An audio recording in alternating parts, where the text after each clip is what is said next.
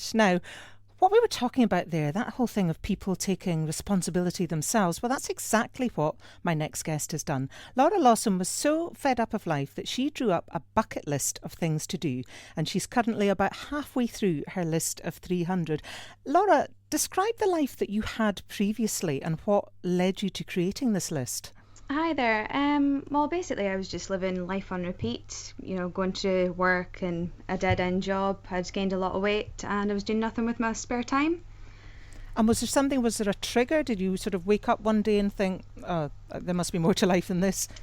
I think it started off with the New Year's resolutions, lose a bit of weight, get a bit healthier. And then I started off by doing a bungee jump. Oh, as you do. Yeah.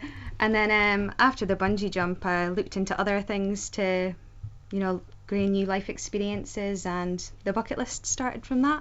I mean, it sounds almost like a bit of a midlife crisis, although albeit quite young for you, because you're in your late 20s. So, I mean, do you sort of equate it to that in a way?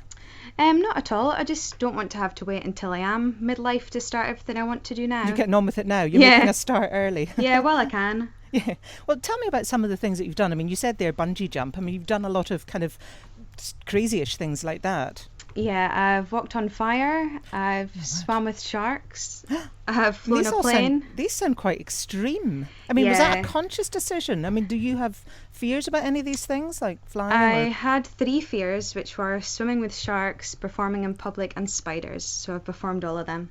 Really? Yeah. And do you feel you've actually conquered them? I mean, are you over them? I used to have a fear of the sea, and I think that was because of the sharks. So since I've swam with sharks, I can go in the sea now. So I think it's definitely helped. That's interesting. I mean, you can sort of see the big things like the bungee jumping or the swimming with sharks as being the sort of classic bucket list. But, you said speaking in public. I mean, that's a different kind of thing. I mean, presumably that was lack of confidence before. Yeah, definitely. I mean, was that something you had to make yourself do as part of this improving your life type thing?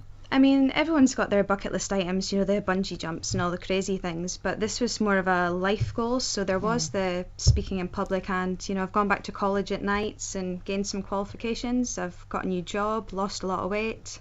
That's interesting. I'm wondering about some of the stuff that you've done that's involved, travel to far-flung places. I mean, I'm wondering how you fund this, because it sounds terribly extravagant and expensive and so on. I mean, has it been? It was just sort of little life changes. I stopped drinking, so I mean that's quite a lot of money. Save money, yes. Have you stopped entirely? Yeah, I don't drink at all anymore. And presumably you're feeling the benefits of that. I think that definitely helped with the weight loss as well, but mostly money. Yeah, and which has been able to help you fund. Yeah, I've also got my website now, so a lot of my adventures are sponsored now. Oh, that's amazing. Yeah. I mean, how do you think you've said there'll be obvious things that you've changed as a result. You've lost weight and you're feeling fitter and healthier and so on. But that thing you alluded to, the confidence thing with the public speaking, I mean, the changes in yourself, I mean, what have you noticed that has changed? Definitely a lot more confident. I've learned that there's things I'm good at I never thought I would have done before. I've tried things I never thought I would have done as well. Like what? Sharks. Oh, well, yeah, obviously. I actually performed in a play, which was my confidence one, and I've actually done it 2 years in a row now. Is that right? And is that presumably something you've never would have done before? Never at all, no. Do you think there's something in that thing of it actually being a list? That kind of interests me because when you say list, have you written them down? Yeah, everything's So it is an written down. actual list. Yeah. And are you ticking them off? Yep, I think it's good having them written down, and it's an achievement once they're ticked off.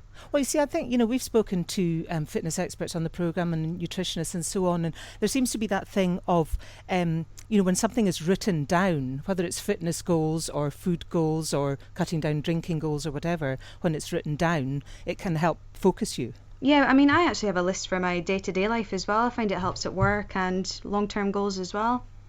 How did you come up with the list? I mean, how did these 300 ideas come to be? I've sort of split it into different categories. So I've got travel goals, extreme goals, life goals, foods I want to try, and then just keep adding to it all the time. Well, that was going to be my next question, actually, because, you know, I said you're about halfway through this list of 300. You've ticked off about half, but are you keeping adding, and will you keep adding as you get older and as life goes on? Do you see it as a very much a work in progress? It's definitely a work in progress. I mean, there's lots of things that I've never heard of before, and as soon as I hear them, if I want to do them, they get added to the list. So the list will never run out. No, pretty much. Just briefly, I mean, we were talking to Pete Cohen there about life coaching. I mean, you've done this yourself. Yeah. I mean, what are your thoughts about using a life coach as a help up? Would you ever consider that? Not for myself, but I do see the benefit for others. I mean, I've got a supportive family and husband, and they definitely help with mine. And you've just a classic case of doing it yourself and Yeah. getting on with it. Well, listen, all the very best. Good luck. Keep adding to that list, and we'll look forward to hear how you're getting on. That is it for today. Thanks to all my guests on the programme. If you've missed any of the show, don't forget you can download our free podcast. I'll be back at the same time next Monday. Until then, have a great week.